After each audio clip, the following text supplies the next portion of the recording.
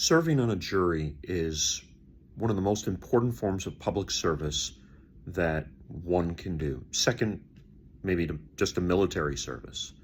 And we've had this tradition of a right to trial by jury in this country, in the United States, since longer than we've been a country. Before this country was founded, when we were still English colonies. One of the most important bedrocks of our justice system is that we have people, independent of government, independent of politics, who make decisions about people's lives, where the government asks to lock someone up because they're guilty of a crime. That one of the most important bedrocks is that people get to decide that, not a politician, not in a popularity contest. One of the most important trials in American history was that of the Boston Massacre. The British soldiers fired upon colonists back in 1770 and went to trial for murder. They had a hard time finding a lawyer. Who wanted the case? Everybody in all of the colonies, much less Massachusetts, wanted these soldiers hanged. They got a lawyer. His name was John Adams.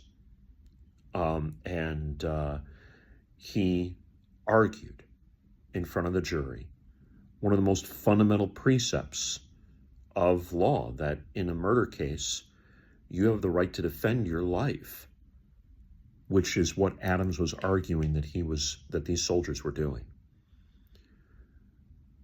He, for the most part, won the trials and secured, in doing so, the precept that we can be a fair nation, that we can judge facts.